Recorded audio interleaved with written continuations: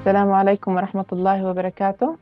Good morning, esteemed guests, researchers, and innovators.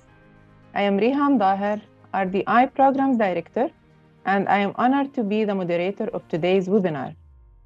Appreciate your presence here today, and thank you for joining us in exploring the future of the QNRF programs. As we embark on this journey, let me give you a brief overview of the event agenda for today. You will find the agenda displayed on the screen as well. We will begin with Inspiring Future, a welcome note by Engineer Omar Al-Ansari, Secretary General of the Qatar Research, Development and Innovation Council, QRDI.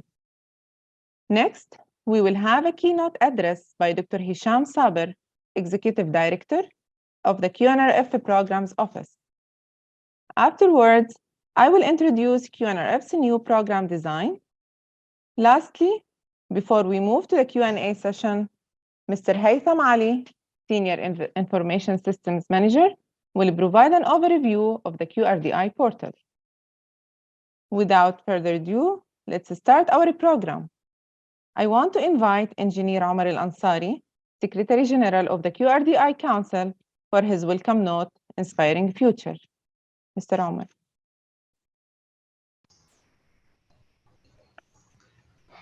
Thank you, Rihan. Assalamu alaikum wa rahmatullah.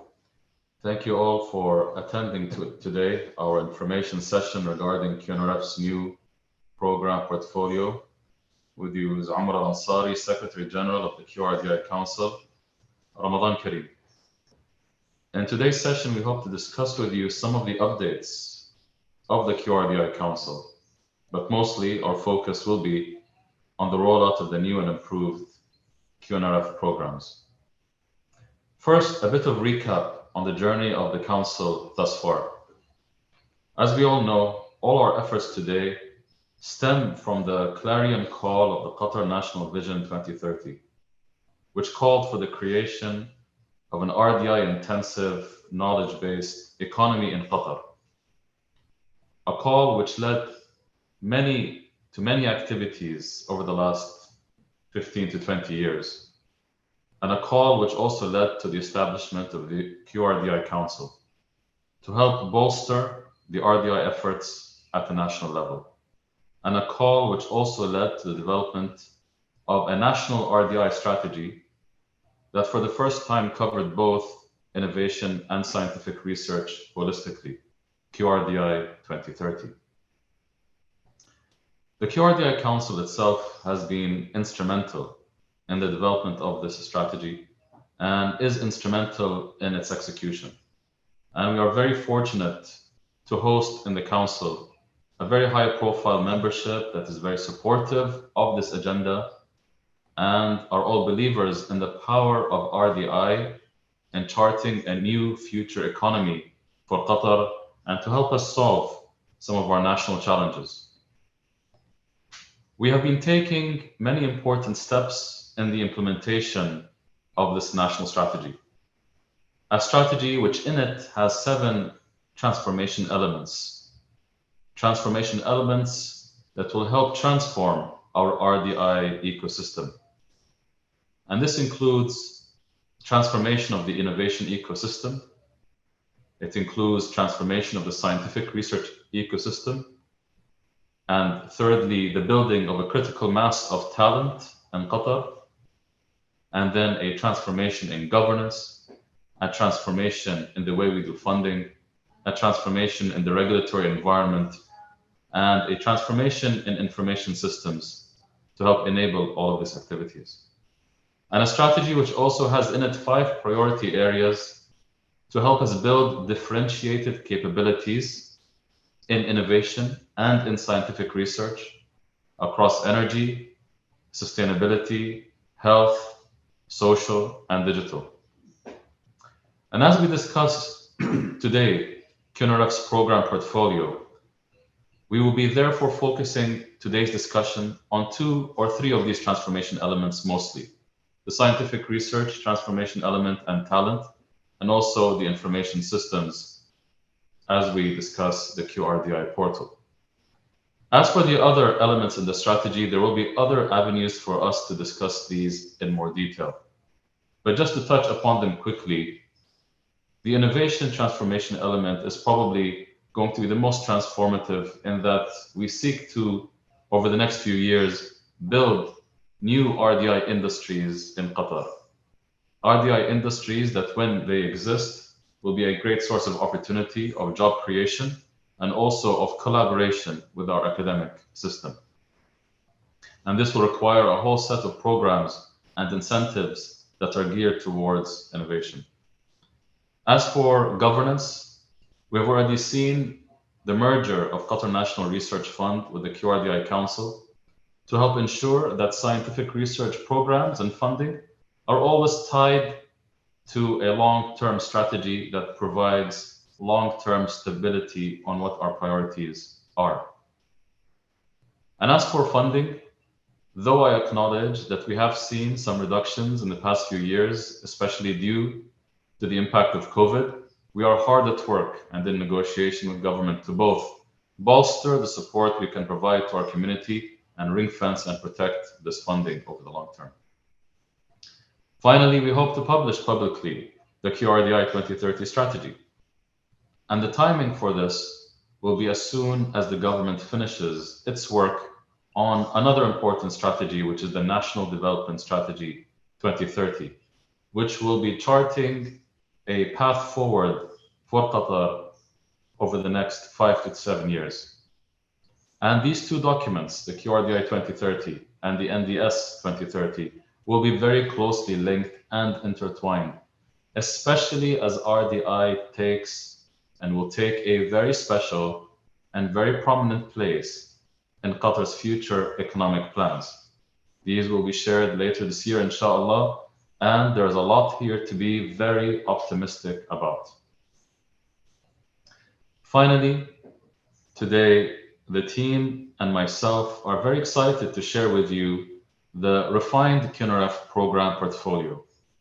We are keen because we want to build on a legacy of QNRF funding, where over the last 15 years, over 5 billion riyals have been dispersed from QNRF across many of the institutions that you are a part of here today, and also supporting around 5,000 research projects over this time period.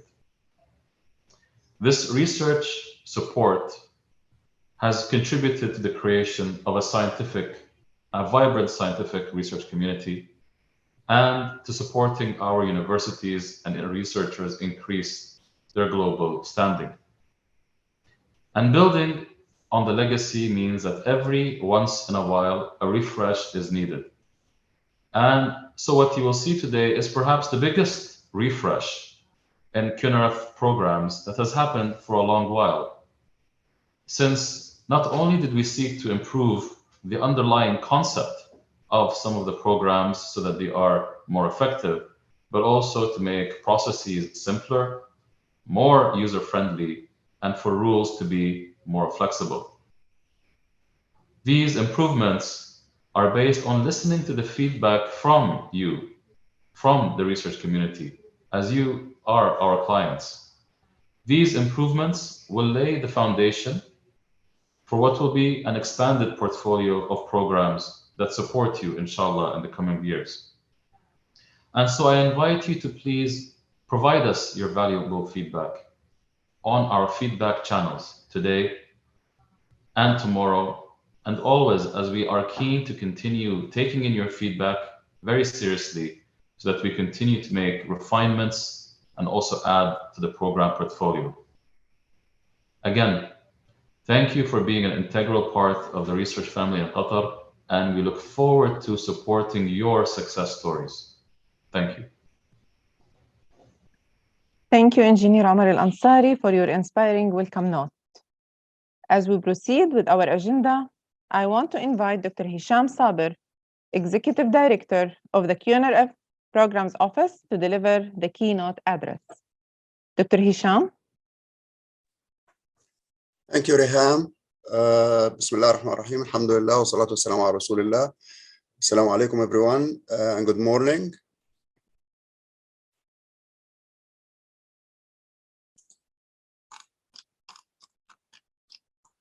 Dear esteemed guests and colleagues, it's a tremendous pleasure to welcome you today, and I'm delighted to have the opportunity to address you after quite a period.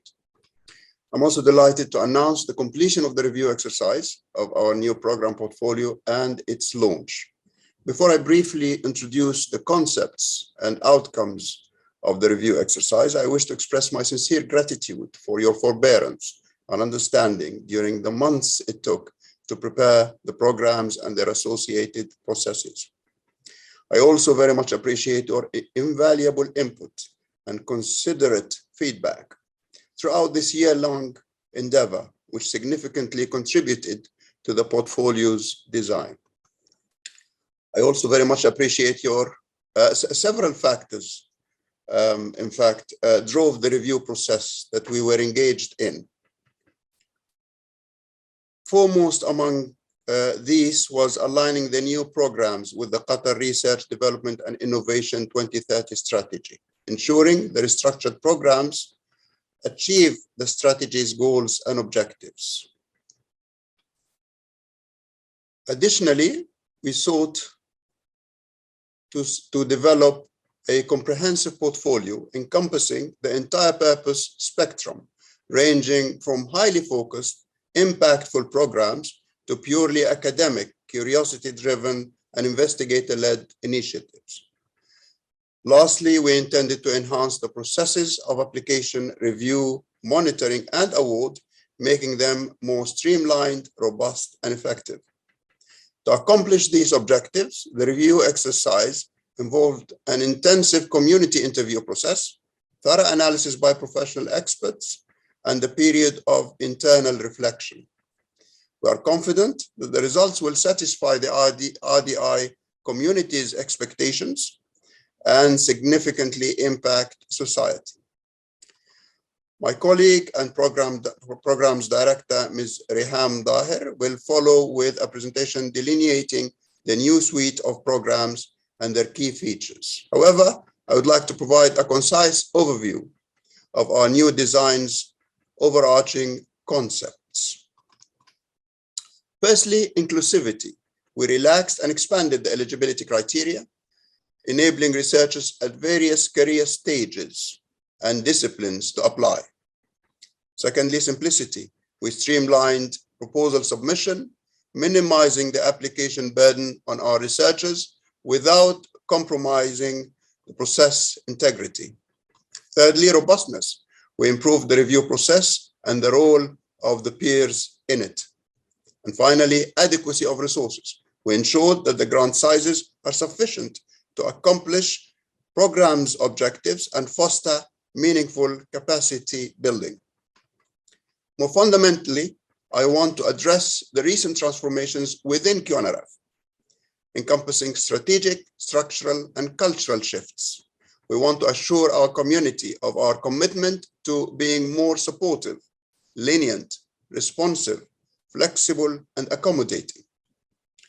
This pledge, made at the beginning of this new phase in our journey, comes with the heavy responsibility of safeguarding and managing the public's investment in research, being the guardians and the trustees of it.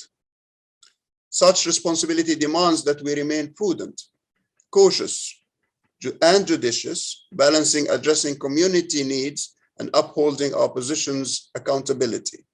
Once again, I thank you for your presence here today and ardently anticipate a new beginning and a brighter future together. Thank you very much. Thank you, Dr. Saber, for the keynote address. I will now take you through our new QNRF program portfolio and new design. I will leave you with the slides and I will start. So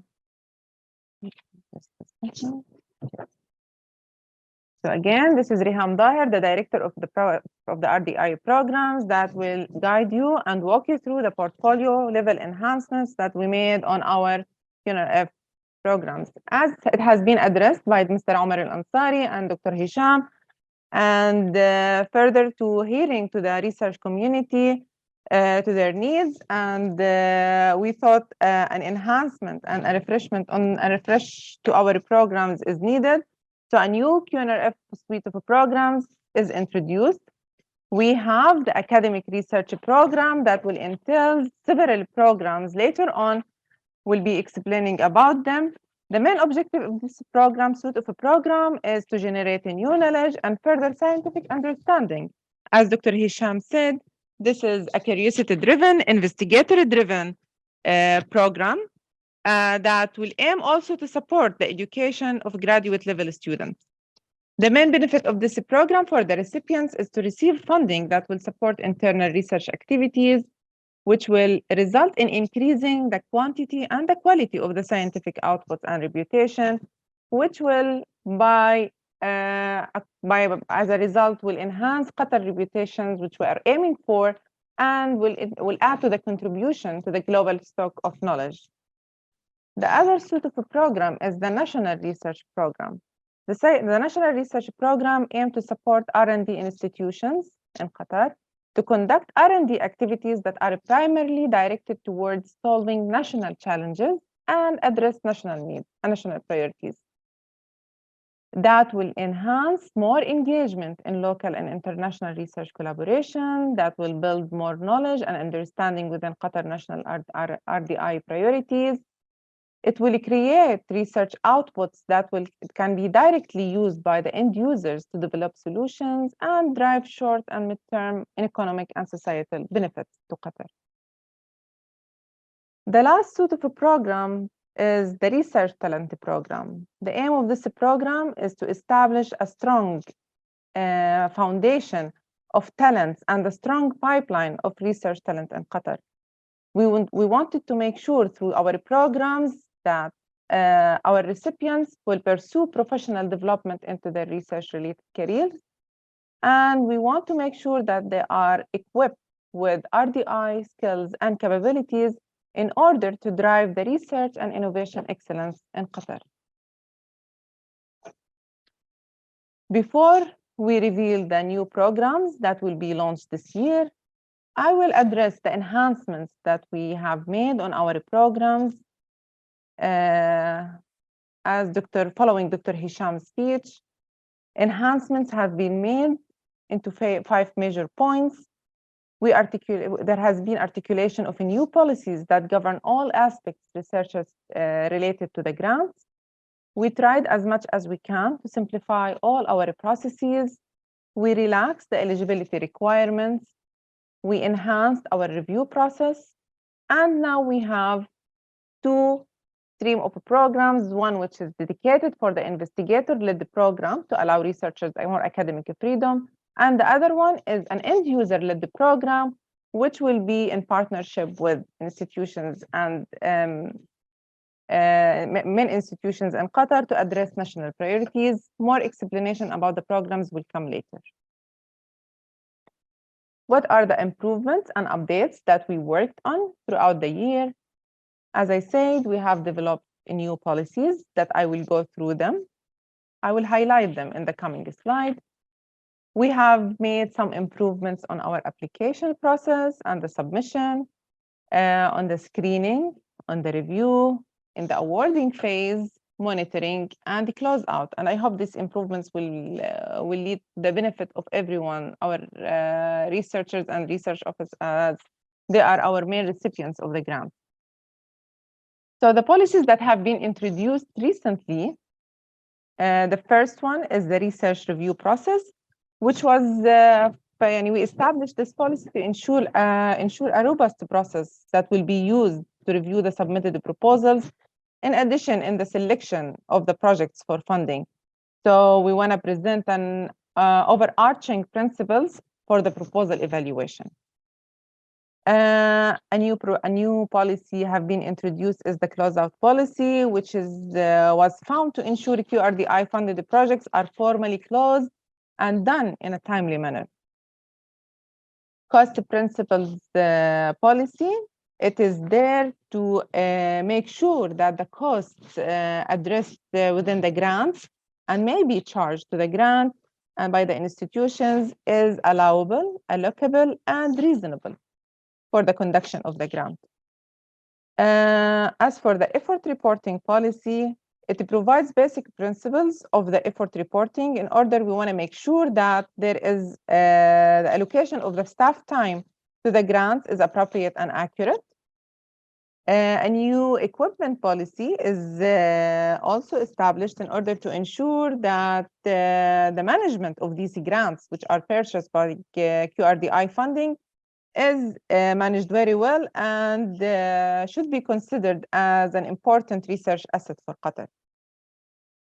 The last new policy that we have established is the project reporting policy, which is provide the basics of the regular progress monitoring through technically and financial monitoring to all of our QRDI funding.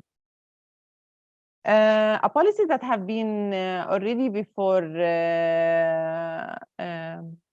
QRDI, but now it has been updated, which I hope the new policy will also benefit our awardees, as the new IP policy will entail that the IP will be generally owned by the awardees, and the QRDI will not claim IP ownership.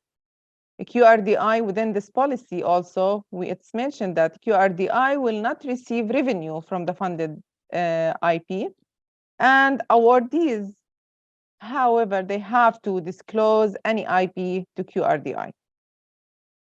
So this is basically the basic principles of the new IP policy. Several other policies already available. There has been no core changes to these policies. They will still be applicable. And it's important for our research officers and researchers to go through them, understand them very well, and to comply with them during the submission of our proposals. The unchanged policies is the confidentiality and integrity, conflict of interest, data management, the travel, co-funding, and cost sharing, in addition to the misconduct. Now I will go into the basic enhancements that we have made through every single process of that the research proposals go through. So in terms of the application and the submission, as Dr. Hisham mentioned, we relax the eligibility criteria of the applicants. There will be no more restrictions in terms of number of applications or H index. The other enhancement that we have made, that we reduced the research plan number of pages to 10 or less, depending on the program. So that will vary among the programs. Based on the huge flow of requests, we removed the linkage between GISRA and TIDRA fellows with the research program, and we allowed the recruitment of research staff to be from abroad. We have also relaxed the restriction in the number of roles. That will be specified in every call for application for every program. And again, we reintroduced the academic freedom in terms of investigator-driven, broad alignment to the priorities, and entire spectrum, and the proposals can cover the entire spectrum of research types. In terms of screening, QNRF now will no longer screen the external screen out the proposals for external similarity. However, this will be part of the review process. So we will still check the internal similarity for based on our policies and resubmission, basically the resubmission policy. As for the alignment, we removed also screening the alignment to the priority areas, and that also will be addressed by the reviewers. We simplified the documentation authorization process in terms of signatures and in terms of stamps, all these basic requirements. However, we will rely on the vetting process that will be done by the research offices. So we want to ensure that the research offices vet the proposals that are adhering to the institution and the QNRF policy before it is fully submitted to us. So we heavily rely on you, our research offices, and we are sure you can make it. As for the review process, Now, for the ARP, we remove the panel review. It's a purely a scientific review process by a number of peer reviewers. We have updated the evaluation criteria and their respective weightage. I will go through the details. We increased the reliance on independent experts in peer review and programmatic review. So that will be the QRDI team will have small role now in during the evaluation. And we mandated the alignment, applicant's caliber, similarity, and budget to the review process. All of these will be reviewed by our external peer reviewers. In terms of the awarding, you will no longer have this long document, Mr. Fa, in order to sign it. You will find a terms and condition document available on the website. By the time we launch, it will be published there. We want to ensure that all our applicants are very fully aware of these terms and conditions, and they apply accordingly. Because by the end of the award, if the proposals are awarded, by the end of the once we complete all the processes, once we award, there will be only a notice of award to be signed once we complete the pre-funding phase. So this is very important for the applicants and the researchers to fully understand the terms and conditions by the time of the submission.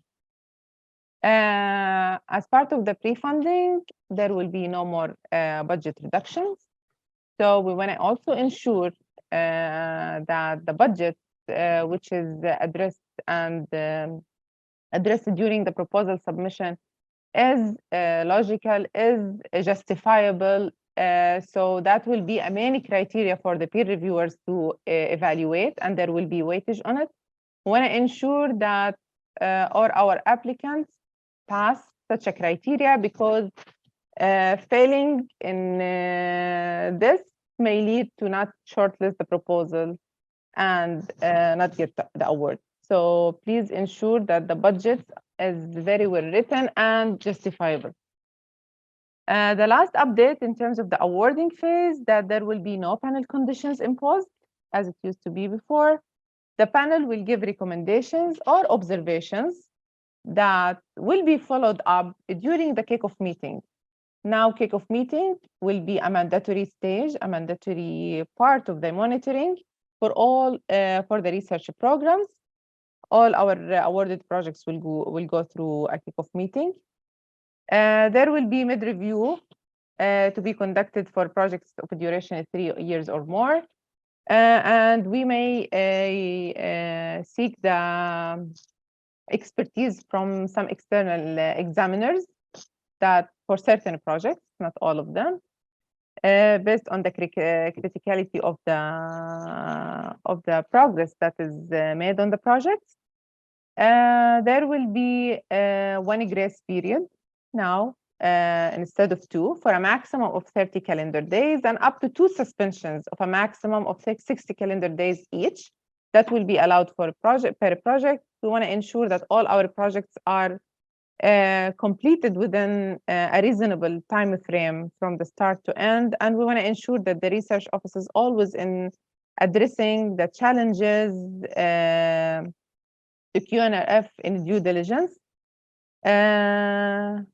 And finally, there will be now appeal on the decisions of termination, suspension, or withdrawal, and there will be a window of 2 weeks for our applicants to appeal from the notice date. From the notice date. As for the closeout, we still have the closeout process in place. The awardees have to submit within 90 days the required documents for the closeout, which is final technical report, public report, summary slides, and final financial report. However, now we introduced the unilateral closeout that will be initiated for awards that will fail to submit accurate and timely final reports. So please, we require collaboration between the applicants, the awardees, research offices, and the QRDI in order to ensure a smooth close out of the project. Now we will move on to the QNRF new portfolio. what are the programs that will be within every suite of a program? So we have, as I mentioned, we have the academic research program. Under that, we have the academic research grant, which is the main substitute of the old NPRP. It's the investigator-driven program, curiosity-driven program, more academic freedom, covering all research areas. This program will be launched soon, and all applicants will be able to apply for it. Another program to be launched later on, which is still pending the approval, is the Research Centers of Excellence. Within the within the NRP, we have the programs of Path Toward Precision Medicine. It's still with us this year. QNRF to be tagged, and food security call with the Ministry of Municipality.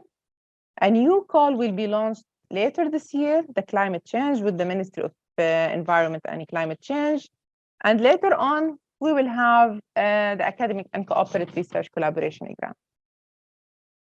As for the research talent programs, GISTRA is with us, Europe, HASRIB, National Week are still there, and a new program will be launched later on, hopefully next year. It's the Research Fellowship Program. We'll go through every program. We'll go through their parameters in order to give you an overview of to witness the enhancements that we have made in every program. As for the academic research grant, lead PIs should be affiliated to submitting institution with an approved office or approved research office, hold research-oriented degree, doctorate, or an approved terminal degree. There will be no checking on the number of applications or H indices. The lead PI can submit only one application per cycle, and they can hold up to 3 roles as a key investigator within the first cycle. As for the priority areas, it's broadly aligned with any of the national priority areas. Duration, up to 3 years for 900K Qatari Riyal per year. At least 80% of the budget will be spent in Qatar and 65% of the efforts inside Qatar. We still encourage collaborations and co-funding, but it's not mandatory. Research plan is up to 10 years. Evaluation, as I mentioned before, is going to be only one stage review. We will, since it's only one, so we increase the number of reviewers to peer reviewers to be between 4 to 5.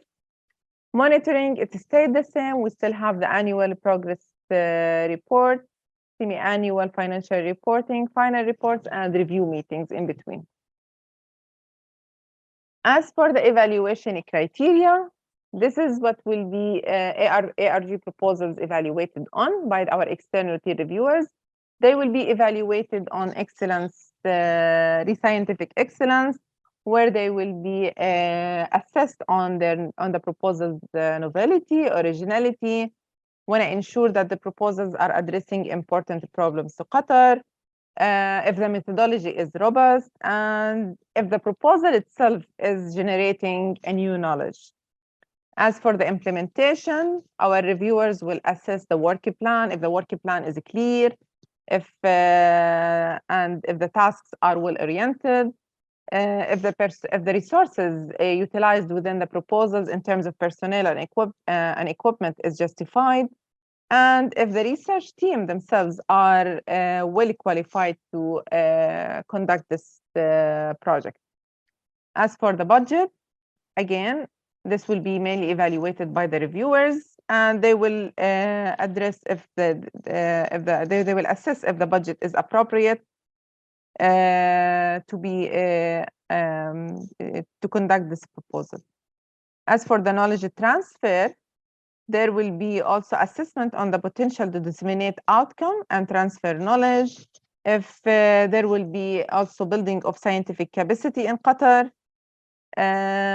And finally, there will be also a criteria that will have only comments with no weightage, but it's very important criteria for the evaluation is the research compliance. If the proposal is well written while it's addressing protection of human subjects or animals, biohazard materials, and also if there is inclusion of children, and the proposal is well written to ensure protection for these children. So these are basically the evaluation criterion for the ARG program. Now we'll move to the NRP. The NRP is the joint funder, the old joint funding programs. It's still there to launch calls which are jointly funded by these relevant entities in two tracks, either national or international. However, for the national track, we try to address national challenges, address national priorities, and ministries and other sectoral representatives are we see them as our main key players in addressing such challenges. So within this track, there will be jointly us as a QRDI and the ministries will be jointly funding applied research and early stage experimental development activities in order to address these challenges. And details about these challenges will be specified by the national partner. As for the international track, also we will be funding institutions that will be in collaboration with other funding institutions in countries that is thought to be very important, strategically important to Qatar. And we need both of us, QRDI and the other funding agency, we need to address the mutual area of interest within Qatar priority areas. So what are we hoping for? We are hoping that these calls will increase gradually in number as there will be an increased number of national partners for our programs. And we can witness that as some of the ministries already showed some interest for collaboration, like MOFA, Ministry of Environment and Climate Change, and Ministry of Public Health. So you should expect some new calls coming on the way. Finally, with regard to the NRP, we need to emphasize that the national partners have to demonstrate to QNRF and QRDI how they will be able to utilize the outcome generated from the projects in order either to inform policy or to support emergence of an industry that can capitalize on the research output.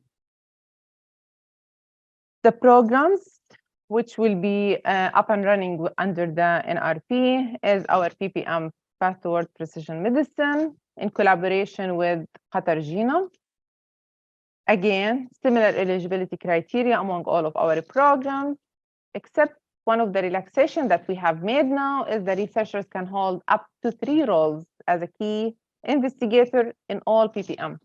Before, it used to be linked among all the NRPs. But now every call have its a preset number of roles. These are the priority areas which the new cycle will be addressing. Clinical implementation of pharmacogenomics, community engagements, ethics, policies, implementation strategies in precision medicine, and etc. All of these with the details will be available on the request for application document.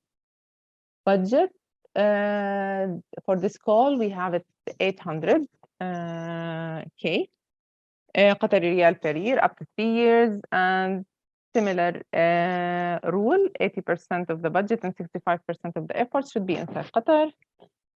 And as this is this call is in collaboration with the Qatar Genome, so as for the evaluation, it's different than the ARG.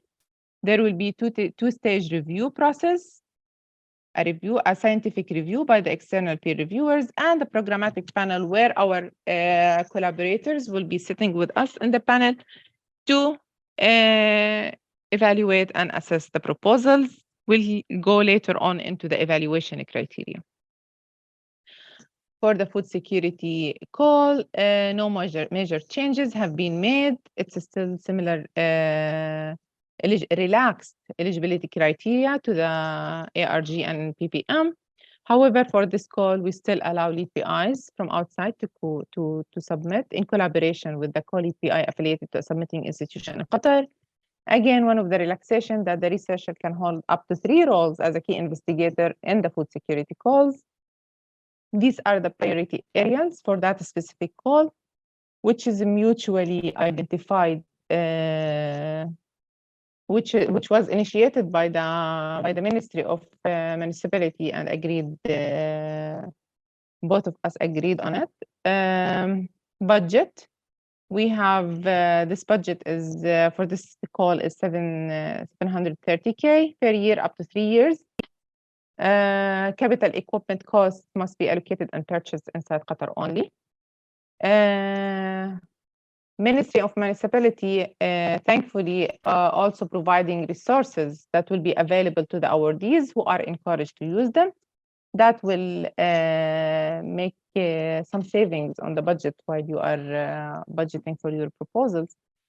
Again, evaluation criteria is 2-stage review for the same justification, similar to the PPM. Monitoring scheme and research plan have been relaxed. To be tapped, it is the same. This call is mainly addressing the fintech theme, research area, and no major changes in the eligibility except that we relaxed it more. And as for the rest, it is similar to the other NRP calls. Here are the evaluation criteria that will be our NRP proposals will be evaluated on. External peer reviewer will be again reviewing scientific excellence, implementation, impact, budget, and research compliance. However, for the programmatic panel, the main evaluation criteria is the importance, how important this proposal is to Qatar. So that will be answered through showing how relevant the proposal to Qatar and what is the potential impact the proposal will be generating to Qatar. So in terms of relevance, the evaluators and the panelists will be assessing the strength of the alignment of the objectives and the strength of the alignment of the proposal to the objective and the priority of the call. In addition, they will be assessing if the proposal is able to address local challenges. As for the potential impact to Qatar, the evaluators will be assessing if there will be involvement of end users that will be able to utilize the outcome and benefit from them. If there will be dissemination of outcome to the local end users, and in addition, if there will be contribution to Qatar society and economy by or through producing talents or production of IP, startups, develop solutions that will address national needs. Details on every evaluation criteria, again, will be available in the request for application document. Now we will move to the last suite of our programs, is the Research Talent Program, which we will start with the GISRA program. The GISRA program, it still serves its objective through providing sponsorship for talent to undertake research-based graduate studies, either master's or doctorate degree. The GISRA provides either a local track or an international track. So in terms of eligibility, candidates now must be employees inside Qatar. But we remove the restrictions of being affiliated to submitting to submit their proposals through a submitting institution. So the only condition that we have that they have be employees we will be dealing with the host institution, the academic institution, as our research office.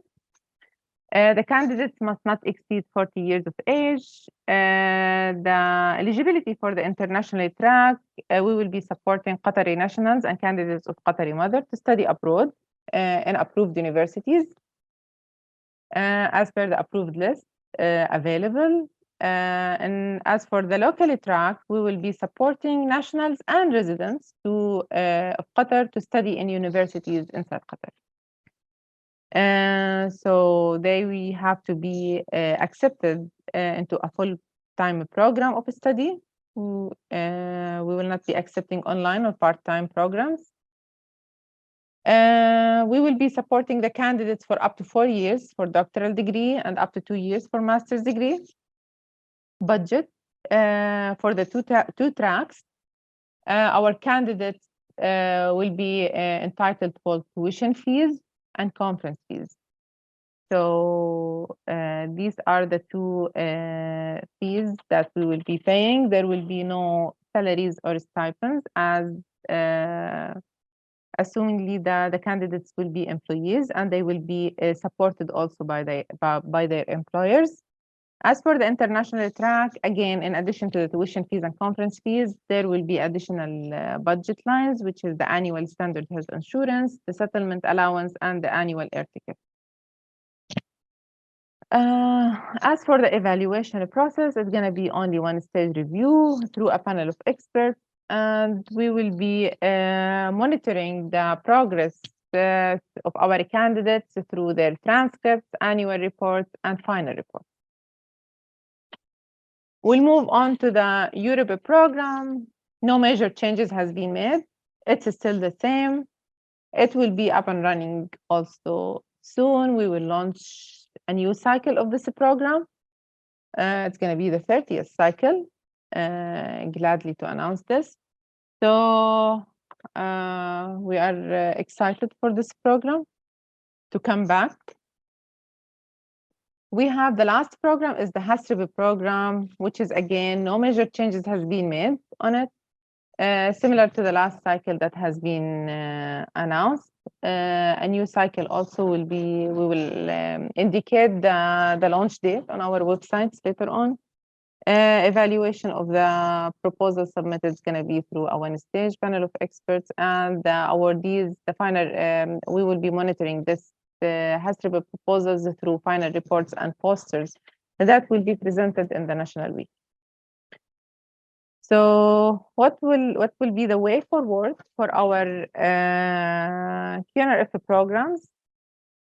So today marks the 30th of April, where we are officially launched our new suite of programs publicly for our audience, researchers, research offices, and research communities. We will be opening the channels for submissions and RO vetting. The 13th of April, which is marked here, is the launch date. However, the channels will start to open on Sunday onward.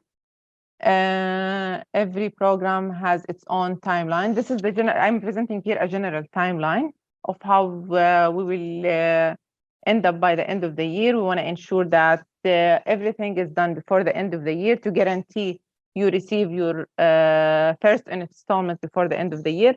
However, every program has its own timeline, and that will be specified in every program's web page, which I will kindly advise you to go through them on a frequent basis, starting on Sunday for the updates.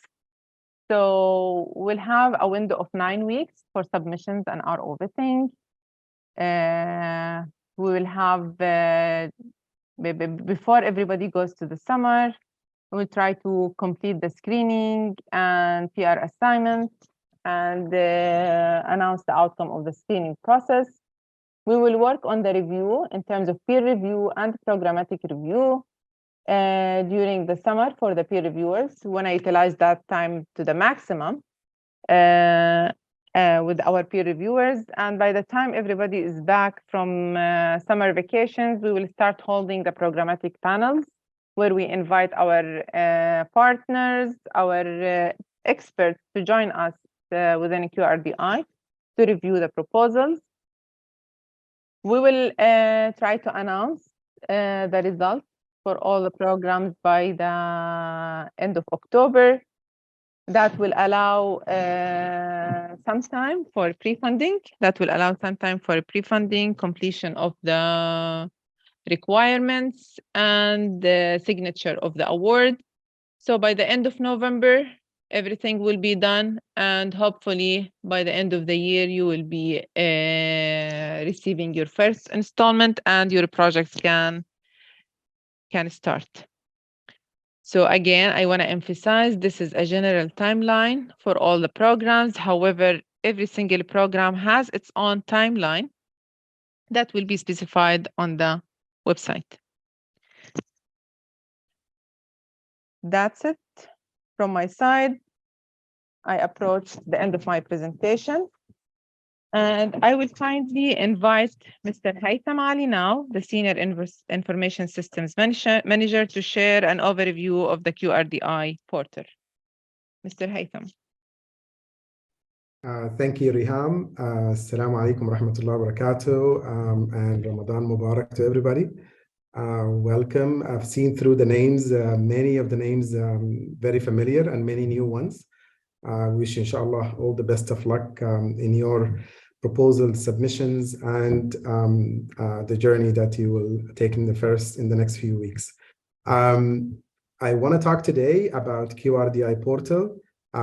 So I'm going to share my screen, and then we're going to talk today about the QRDI portal.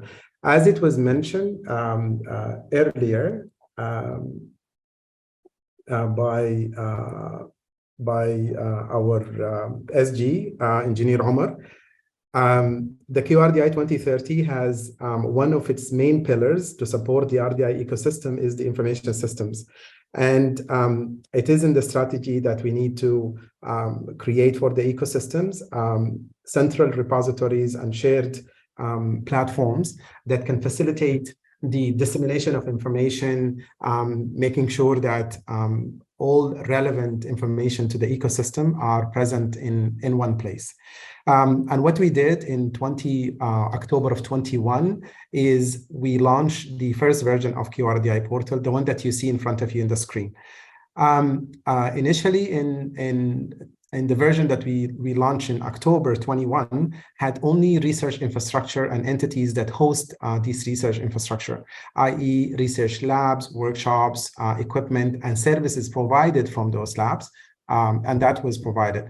And we worked mainly we piloted with 4 entities, and after that we had, mashallah, a huge success, and we had many of the big entity, the core entities in Qatar that they have these facilities are present.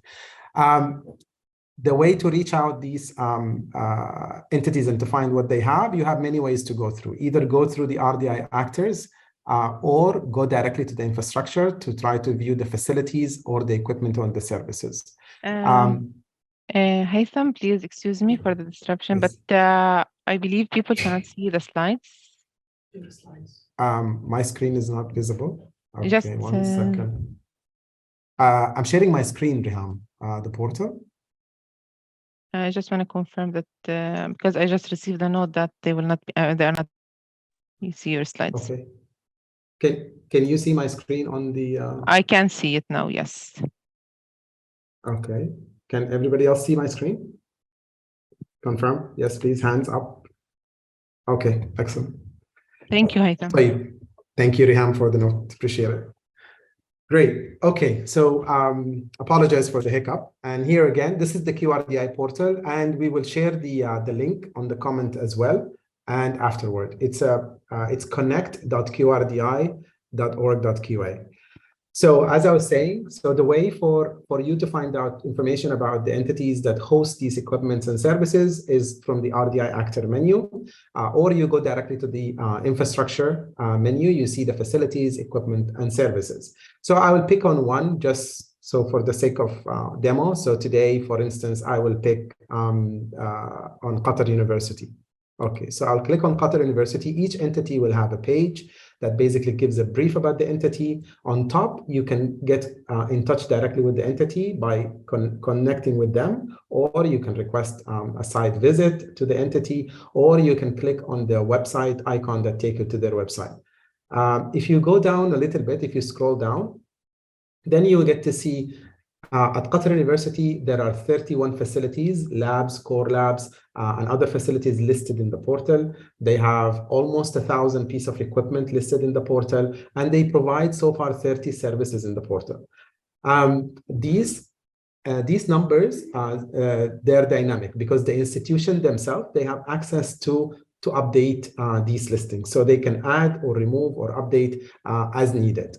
And if you scroll down, I think one of the things that got a lot of comment from the users of the portal and also from benchmark international entities we have collaborated or talked to is the card that host these equipments or services or labs. So if you click on each of those cards, so this is a facility, this is the CLU unit at Qatar University. So you will see some pictures, you will see a description of the unit, and then you will see if they have any attachments, policies, forms, whatever is also listed on the right-hand side.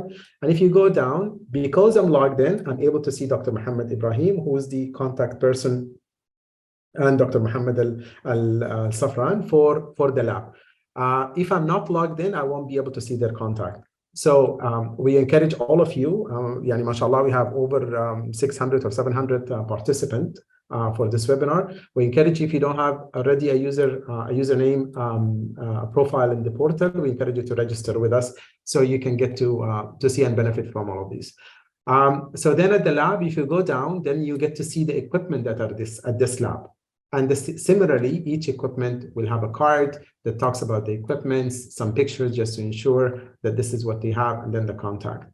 For the equipment, you can click on connect if you want to connect with the person at the lab that's in charge of this equipment, and you can discuss with them collaboration opportunities. Or for all of them, you can also add a bookmark just to facilitate that, okay, these are the type of equipment you're interested in. I bookmarked in this one, and it's appear in my bookmarks under my profile. Okay, this is for the labs and for the services and for the equipments.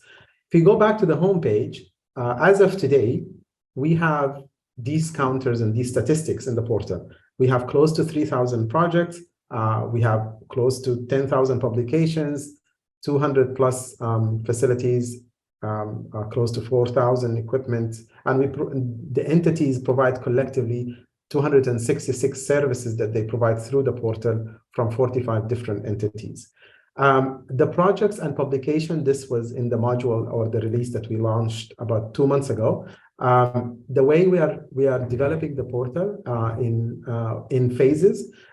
Every year we're planning multiple sprints in the year that we can launch new services, new components to the portal to make sure that at the end we have full visibility of the type of research that is conducted in Qatar, the entities that host these research groups in Qatar, and the type of output that come out of these research groups.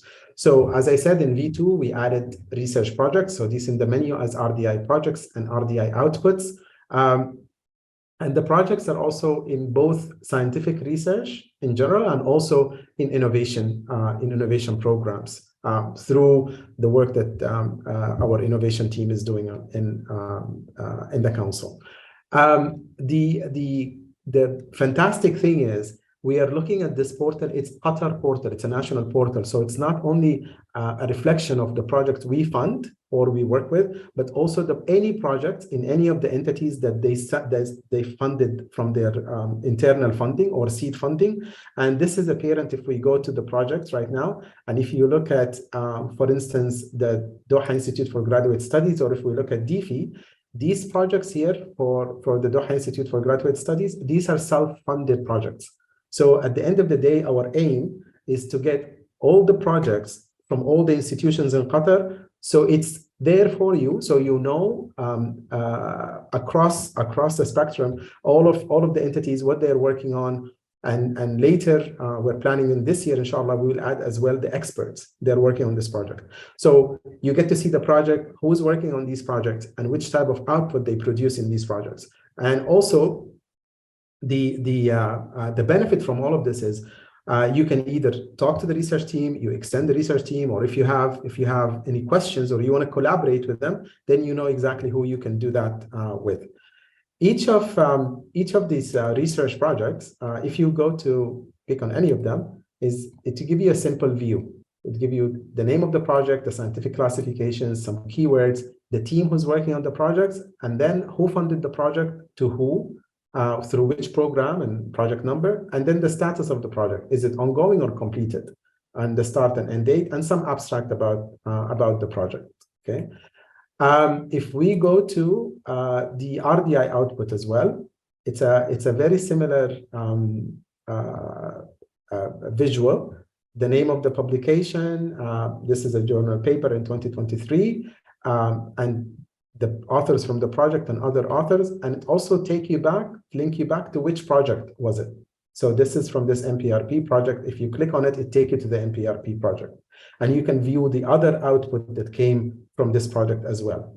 Okay, so it's kind of a complete picture that takes you through the information. So again, the aim is to make sure the information is available for everybody to share, to collaborate, and to facilitate the discussions as well. If you go down on the homepage, you will see the current opportunity and funding. Now you can see the 2 open innovation opportunities we have. As of Sunday, as my colleague Rehan mentioned, all the research funding will be here as well in this tab. And in the menu on the top, the second one from the left, next to the innovation opportunity, you will see research funding menu. By clicking on that menu, you will be able to see all the details for the ARG, the GISRA, the Europe, and all the programs that QNRF will be launching very soon. Okay. If you go down, this is just featured project and publications that we kind of rotate to highlight certain projects and certain publications for some period of time. Okay. Another thing that also just a teaser of what's coming this year, as I mentioned, the expert profile, which is the researchers, the innovators, product manager, product developer, lab technician, everybody in the ecosystem that participate in RDI activities. It's important that we show their profile, to show their work, and also to facilitate connections with them, right? We get a lot of questions to ask us about, I'm looking for somebody who can do 1, 2, 3 in this area or that area. So instead of us, being playing the broker, we want this platform to become the way to connect people to each other. Okay, of course, with the aim of people who are available in Qatar who are working on these magnificent projects. Another thing coming this year we're working on is the sectorial communities.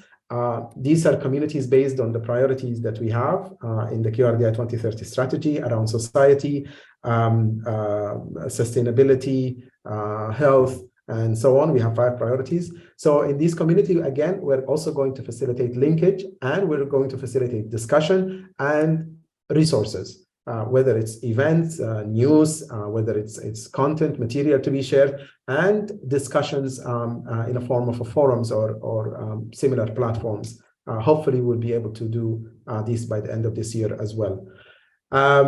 So, without further ado, this is the QRDI portal. This is where you will find the information about the programs, the funding programs. In a nutshell, this is basically will replace QNRF website for you. So I suggest you bookmark this page. If you don't have a username and password and a profile, please make sure you go ahead and you do so. Just a quick, another thing also, if you're familiar with the previous submission of QNRF, it used to be Q Grants, right? So also that has a rebranded now, and it will also, you will notice it will take it to something also will be called QRDI portal. Okay. By this, I conclude my presentation. Thank you very much. And we open, I believe, the Q&A session, and I'll send you back to my colleague, Rehan. Yes. Thank you so much, Haytham. for the informative overview of the QRDI portal. Ladies and gentlemen, we have now reached the Q&A session for our event. I would kindly ask all of you to share your questions in the questions and answer tab, not in the chat tab. And I will start answering question by question as I receive them, as I see them on the screen.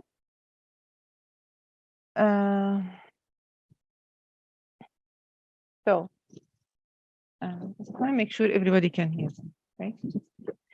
Okay. As for the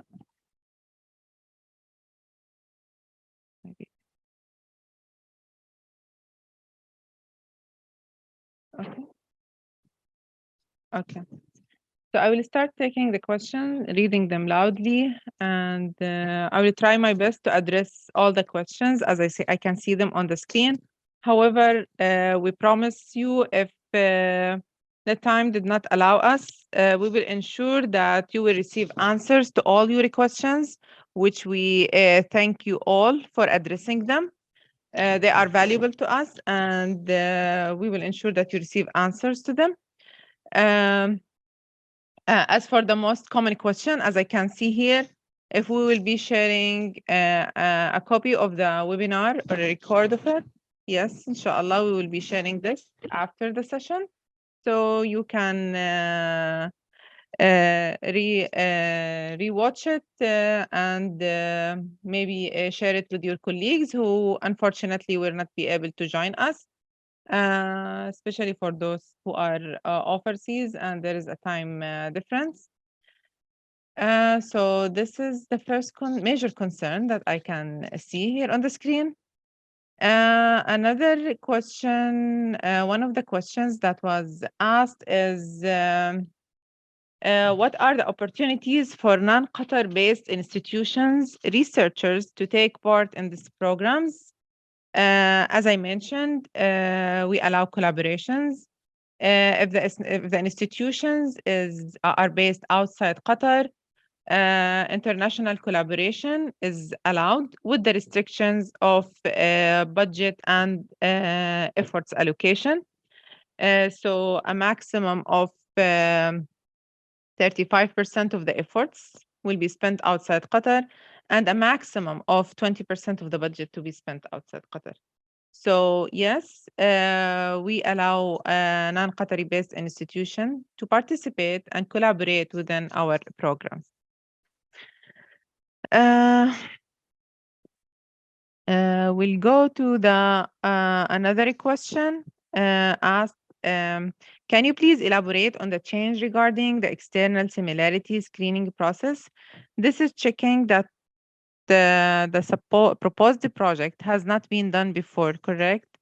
QNRF used to do the internal and similarity check, and it was part of the screening process where proposals could be screened out if there has been a high internal similarity, which is in contradiction to our resubmission processes, resubmission policy. And as for the external similarity, yes, it has been also checked internally by QNRF, and there has been some proposals, unfortunately, did not make it through it because of some external similarity. Here we would try to emphasize that all our applicants have to comply with also the institution's policy in terms of similarity. So, and it is a learning process for them to teach and to learn how they have to paraphrase, to avoid the plagiarism, which is all, I believe all the institutions have such a standards. So now it's not going to be done by QNRF. We will rely heavily on the research office to ensure that this is done as per policies. As for the external, it will be done by the researchers, but for the internal, it's going to be done by QNRF. But we want to make sure that any submitted proposals by the research offices is well aware that their proposals will be screened, will be evaluated among these two similarities. So I hope this answered your question. This is a question regarding the budget evaluation. As for the budget, if it will be evaluated by the external reviewers, I believe this might be challenging since the costs here in Qatar of reagent supplies to be purchased are way higher than other countries. Will the reviewers be informed about the cost of such items here in Qatar? I will direct this question to Dr. Hisham Saber, our Executive Director, to answer this question. Thank you, Reham, and thank you, the person who posted the question. I'll answer this in terms of two elements. The first element is that to answer your question, whether the peer reviewers are informed of the cost of living in Qatar, yes, they are through the handbook that we share with them. We share with them the elements of the cost of living in Qatar and explain that Qatar is a place of a particular high cost of living. The second element is that the peer reviewers assess the case made by the applicant. So the onus is on the applicant to explain to the reviewer, their peers, the elements of the budget and justify it and explain why, for example, that Qatar contracts attract benefits such as accommodation, schooling, health benefits, and so forth. So this is an important element of the evaluation. Your peers will evaluate the case made by you. So, and therefore the onus is on you to explain to the reviewers why the budget is the way it is and justify all its elements. And I think that's sufficient. These two elements are sufficient to provide the peer reviewers with a sensible means of assessing the budget. Thank you so much, Dr. Hisham. I hope this clarified the concerns and answered the question. Another question received, are startups in the R&D field, e-health, eligible for this program? QNRF is welcoming any institution inside Qatar with an R&D mandate and an approved research office to act as a submitting institution. So as long as you have an approved research office with the QNRF, you will be eligible to apply for any of our programs. The ARP, we are talking here about the ARP, the NRPs, and the other programs. Thank you. Let's go and move on. Can we share the slides? Yeah, we will, inshallah, we will be sharing the recording. Will non-academic institutions, industry be able to submit ARG, ARP as a lead PI? Again, the eligibility for the ARG and ARP is academic institutions and research institutions which have an approved research office. As long as it is a research institution, have an R&D mandate, and have an approved research office with us, yes, they will be able to submit, and their researchers can act as a lead PI for this project.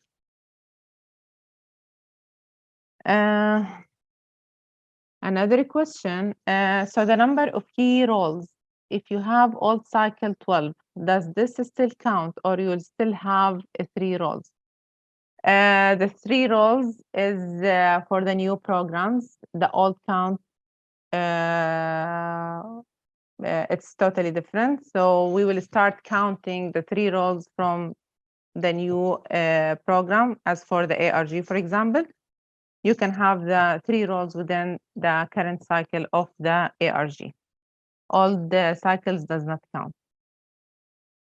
Thank you. I hope this answered your question.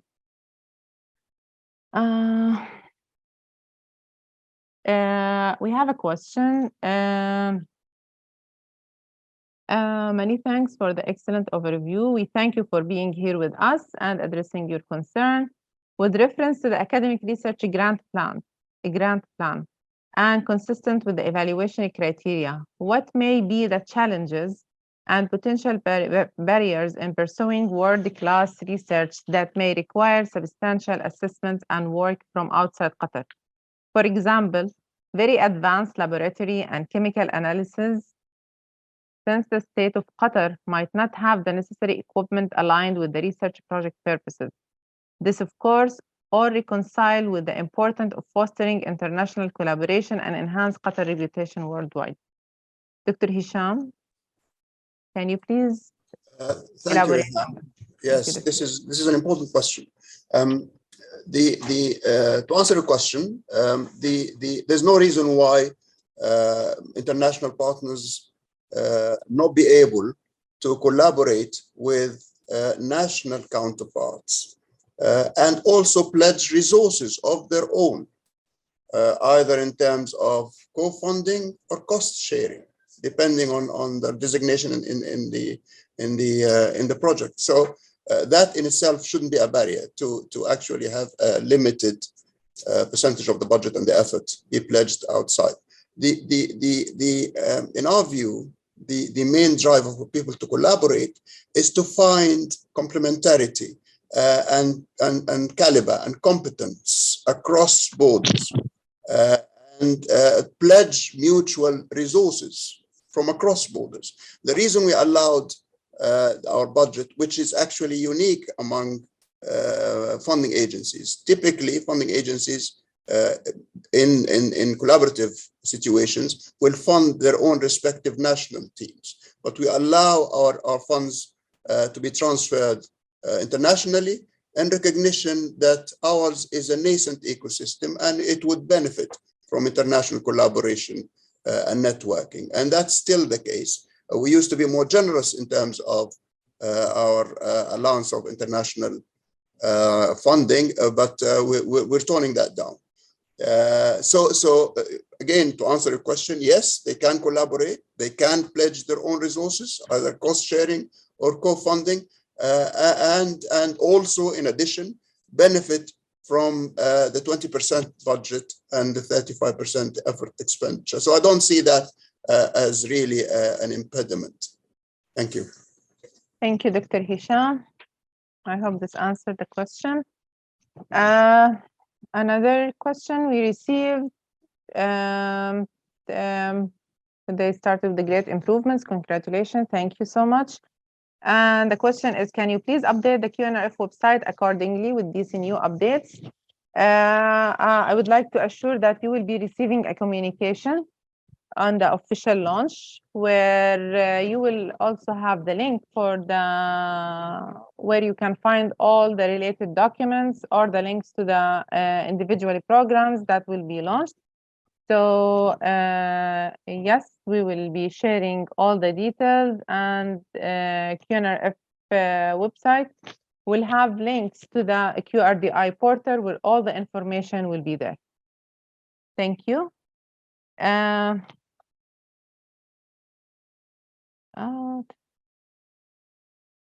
Okay, another question. To what extent will these reforms be applicable to an existing funding projects?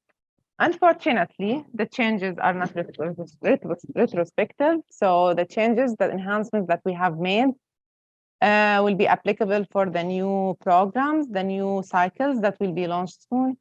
However, we are here for all the support you need. If you have concerns, please share with us your concerns, and we will be glad to assist and address your concerns if you have any concerns regarding the previous funded projects.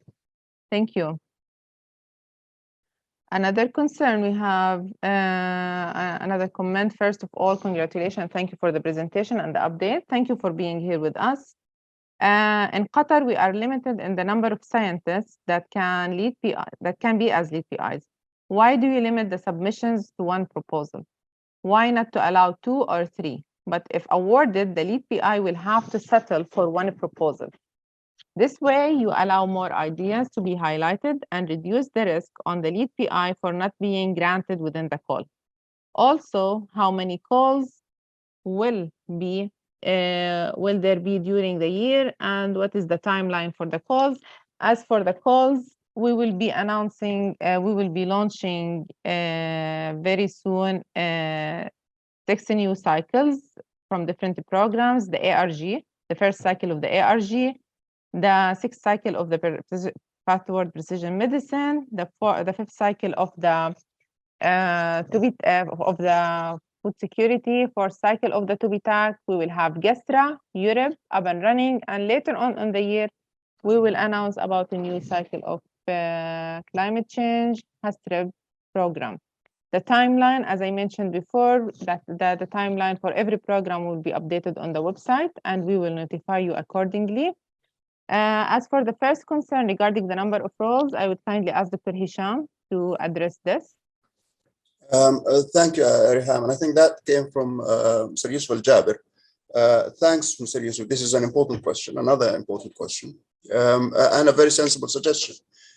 However, we'll take it under study, but let me explain why we limit the number of roles or of a number of applications. First and foremost, we want your best idea to be applied for, and therefore ensure that we have a collection of best applications, rather than this be an exercise in improving the probability of getting awarded. That's the first reason. Second reason, of course, is that we have to manage, as a funding agency, we have a finite resources to manage proposals, and we need to be able to work within the parameters of our ability. And therefore, we also need to manage to have a manageable number of applications of the highest possible caliber. And this is not out of practice elsewhere. Almost all funding agencies have a role limitation in terms of application. So these are the reasons why we limit the role, but there is no reason for us not to be able to examine the possibility in the future to increase the role limit of applications. Thank you again, Mr. Yusuf. Thank you, Dr. Hisham. Okay, another concern received, does the requirement for purchase of capital equipment in Qatar apply only to the food security program or to all programs? Just to elaborate more on that part with regards to the food security, our partner, Ministry of Municipality, is providing certain equipment, resources, labs to be utilized for the sake of the food security project. Here it is advisable, and it is encouraged, we are encouraging the researchers to go approach the ministry and the resources available to conduct the research. If they are not there, we are, as per the budget, our applicants can still purchase for the equipment if they are not available. And here I would like to go back to Mr. Haytham and emphasize on the utilization of the QRDI portal for the equipment part, where we encourage all our applicants to refer back to the portal, try to search for the equipment first. If it's available, try to arrange and manage how you can utilize it for your project before budgeting for it within in your proposal. So this is Riham, if I may add important. also. Yes, Haytham, please. Yeah, if I may add to that as well, the equipment are available in the portal, but also the services. And I received a question about what is services. So services, some of the entities and the labs, they do provide services such as analysis, gene sequencing, and things like that. So sometimes during your project, you may require a service. So please check in the portal to see if there is an entity that you can collaborate with. And so you can get these services as well. And these are available in the portal. Thank you. Thank you, Haytham. And just because this is only specific with regard to the capital equipment purchase inside Qatar, yes, this is only specific for the food security call. As for the other calls, there is no such a restriction, but we encourage to have these to our capital equipment to stay inside Qatar. Another question. A question regarding the research plan template. The proposal will be only 10 pages. Are we referring to only the scientific part, or the whole proposal, including budget, will be 10 pages? Would there be a second detailed proposal required, or all decisions will be made on the basis of the 10 pages report? Yes, the 10 pages will be purely scientific. That we are excluding the cover pages, we are excluding the references. So all what you have, you can explain your proposal within these 10 pages to be evaluated by the reviewers. Please utilize the maximum of it.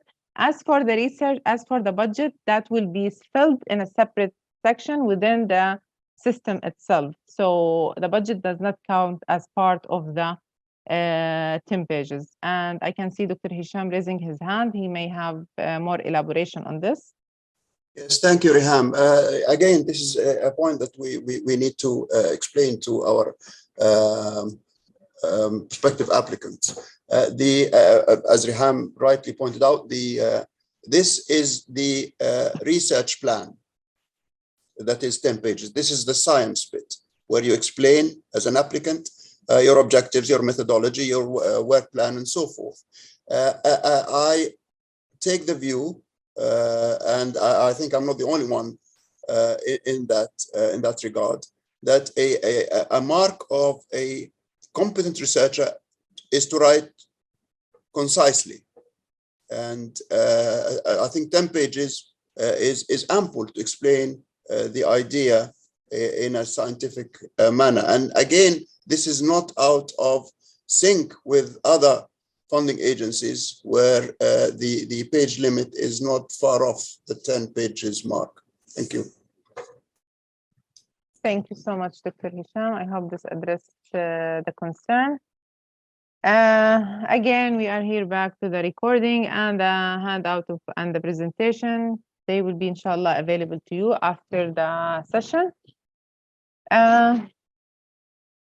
Are these, here we are talking about the number of roles. Are these roles applied to QNRF programs that launched before 30th of April or is still in submission phase?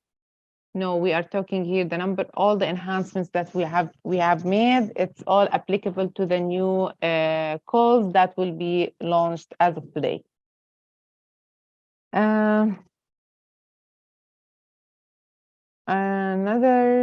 Let's move on. A question regarding GESTRA. Is there a criteria in GESTRA for non-employed individuals? Unfortunately, for this cycle, we will be accepting applications from employees who are working with employers and are willing to study for a master's or PhD. So basically, there will be no criteria for non-employees. If this is a concern, you can later on elaborate and share with us your concerns afterwards, and we will study it well. But hopefully, in the upcoming cycles, we can enhance the program to meet the needs. Kindly request that all the proposal cycles are not concurrent between now and June. The burden on the PIs and the ROs to submit good quality proposals together before the summer, though exciting, is almost impossible. We highly appreciate this comment and we value it very much. But we appreciate your understanding that we would like to launch and ensure the awarding before the end of the year. I know it is a tight time for all of us, but this will be better planned for next cycles, and we will ensure to accommodate the launch timeline in accordance to the academic calendars with the universities, as we used to do before. I can see Dr. Hisham raising his hand. Please, Dr. Hisham. Thank you, Riham. I too share my colleague Riham's sentiment in sympathizing with the community. in terms of the burden that this presents. But yeah, and please understand our motive behind this is we recognize that the community was eagerly awaiting the launch. And we needed to roll out the programs as soon as possible to satisfy the need within the community to start applying and getting research money. So that was one of the drivers behind launching all at once. We used to do that in the past because of the cross-linkage of roles, and so people would decide which ones to apply for, knowing that there is restriction of roles between calls. We remove that, so that's no longer a valid rationale. But look on the bright side. This will allow you perhaps to better plan your research year. So you have everything on offer and you know what to apply for and how to plan your applications right at the start of the application cycle. So that might be the silver lining in this, but we fully sympathize, and I hope you accept our explanation on this. And please also understand that this will be taxing on us, not just you. But we had to launch for the reasons that I explained. Thank you. Thank you so much, Dr. Hisham. I can see here some excitements for the new programs. A question regarding the new climate change call, when it will be launched. Hopefully after the summer, September time. So please stay tuned. Let's go through.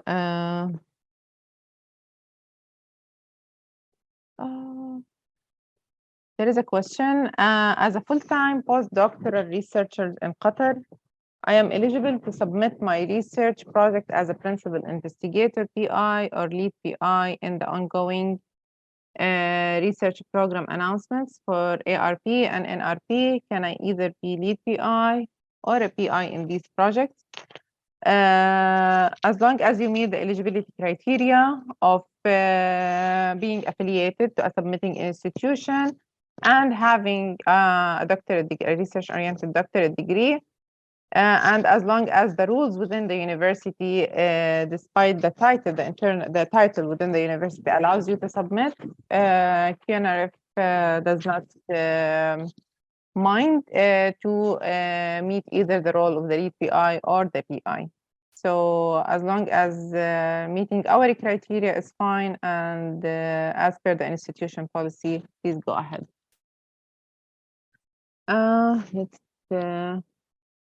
There is a question regarding GESRA. Is the GESRA local for non-Qatari? Not paying stipend for local for non-Qatari, not paying a stipend anymore, regardless if the graduate student is full-time student or part-time working in some organization. Yes, for this cycle, GESRA will be only paying for tuition fees and conference fees for the locally tracked. Stipend, because it's limited to the employees, we want to ensure a mutual commitment between QNRF and the employer, that they are willing to invest in their employees. So their contribution from their side, the employer contribution from their side, will be through their salaries and stipend. So there will be only tuition fees and conference fees.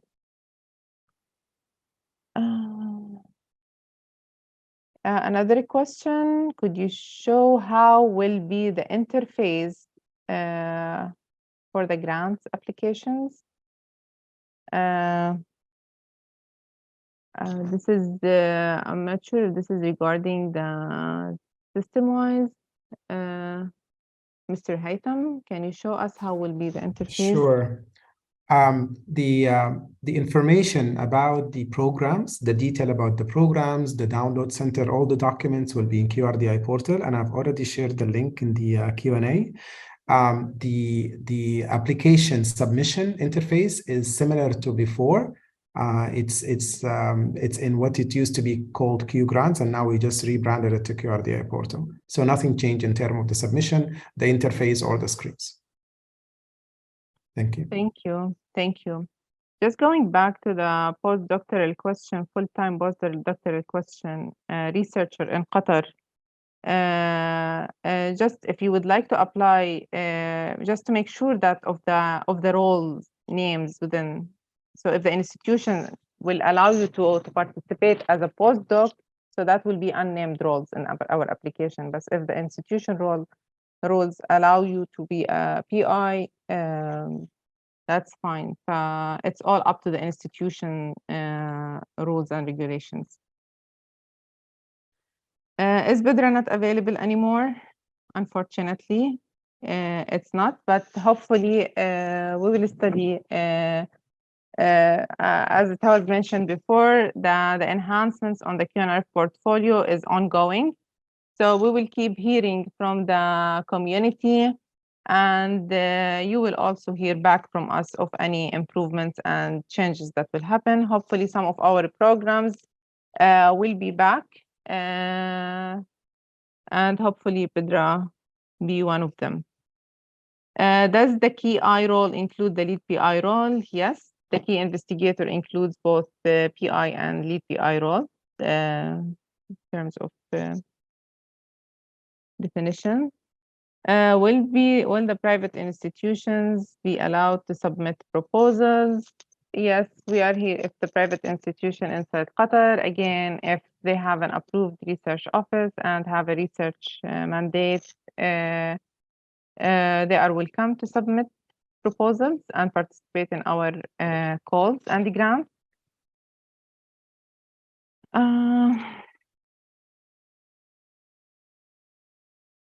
Okay. Okay.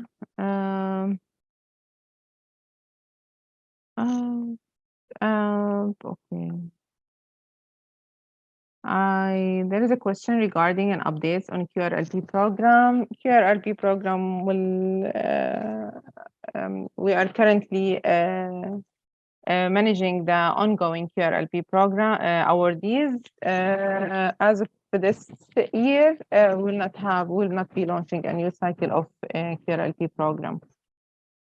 A question again regarding GISRA. Only employees are allowed to apply. Yes, only employees. Okay.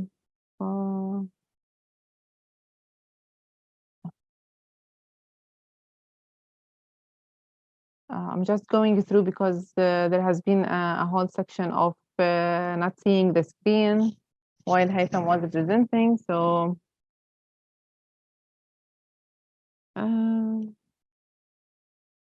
a question, Haytham, regarding the portal. Do you have to enter all publications and project information manually again on the QRDI portal? If you're referring to the entities publication and projects that are listed in the portal, in this one we coordinate with the entities, and we receive their internally funded projects and publications, and then we work with them to enter it. If you're referring to the publication you enter in your profile or as part of the application, I think this is for you, Rihan, whether they still need to do that. With regards publication they used to enter in their profile. You remember their profile, for eligibility? Yes. Yes. They can still update their profiles, but it's not going to be an eligibility requirement. Yes. Okay. Yani all applicants can still update their profiles with all their publications, but it's not going to be screened for eligibility. But I will assume for the as part of the outcome, they still have to report, right? They have to, yes. In the Outcome, it's a must as per the agreement, as part of the progress reports, and as part of the ROC, which is available at all the time to upload their outcomes generated from the project.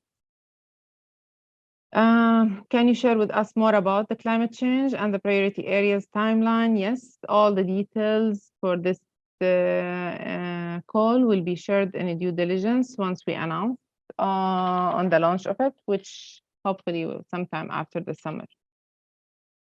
Academic research grant is also open for submission from today. We officially announced that we are launching this cycle. However, all the submission channels for the different programs will start to be open from Sunday. So a follow-up communication from our team will be shared on the links that we kindly ask you to check more frequent and check the web pages for the individual programs for their individual timelines. Let's go. Okay.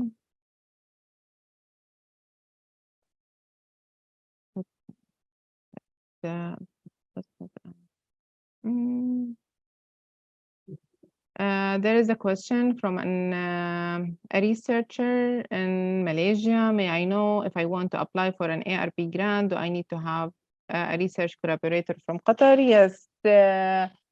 You need to make the connections with the institution and researchers inside Qatar. You will be as a collaborative institution with for these projects. What other question? There is a continuation on the question regarding the number of pages. They are wondering, Dr. Hisham, if this can be considered as a low number that can address all their scientific part. Can you please, Dr. Hisham, advise? Sorry, Reham, could you repeat that again? I didn't quite get the question. Regarding the number of pages, 10 pages is considered it's low. Well, I did answer that. In that, again, a competent researcher would be able to explain their ideas and the methodology of examining it very concisely. And I think 10 pages is ample. And again, this is not uncommon in other funding agencies. In fact, back in the time in England, a case for support, as it was called then, was only 8 pages, 6 of which are dedicated for explaining the idea and making the case for support. So I think 10 pages is more than sufficient and is not out of sync of the best practice elsewhere. Thank you, Dr. Hisham. There is a question. What are the IP and patent conditions? Are they still similar to the past conditions, given the fact that neither QRDI nor QNRF holds any IP patent shares? So who decide on the shares in the produced IP patent? I believe we have Ms. Rosina, our senior IP expert with us here, who can address this question.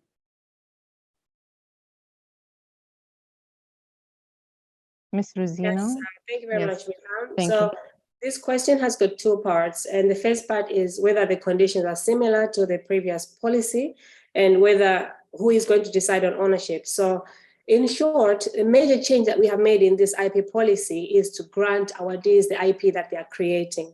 So we're encouraging awardees to be able to manage the IP that they are creating. We're encouraging them to have internal institutional IP policies. So for those institutions that don't have IP policies, we're encouraging you to have that, because your policy is going to determine how ownership will be for your IP. So if, for example, your IP policy currently states that any IP that employees are creating will belong to the institution, then that will be the governing clause for the IP. And in case of collaborations, you have to make a decision with your collaborators how IP is going to be owned between the parties. So in short, we're giving the liberty and freedom to awardees to determine how their IP will be owned and managed, protected and commercialized for the impact of the country and the institution. Thank you for the very good question. Thank you, Rosina. I hope this addressed the concern. A question about the reviewing process. Would applicants be able to view the reviewers' scores as in the earlier NPRP cycle? Dr. Hisham? Dr. Hisham. Yes, you'll be able to see the comments and the grades, the final grades of your proposal. And that's the important thing, because if it's an ARP, for example, you will see the final grade from the PRs. If it's an NRP, you will see the final grades from the entire review process, which is a combination of review process and the programmatic review process. Okay, thank you, Dr. Hisham. Maybe we can take last two questions. When and where do you plan to release the new RFP, terms and conditions, etc.? They will all be available in both on the QRDI website. If you would like to go to the QNRF website, there will be a link that will direct you towards the QRDI page, where all the documents will be available there in terms of new policies, RFAs, related documents, terms and conditions. Hopefully, by Sunday, once the channel is open, all these documents will be available. So again, please check all the, keep checking the websites, and a follow-up communication from our team will be followed once all the documents are there. Let me go to, let's take another question. Yeah, we highly appreciate all the comments. We thank you for all the questions, and please rest assured that we will address all your concerns. Apologies if we were not able to do it now, but you will be receiving your answers soon.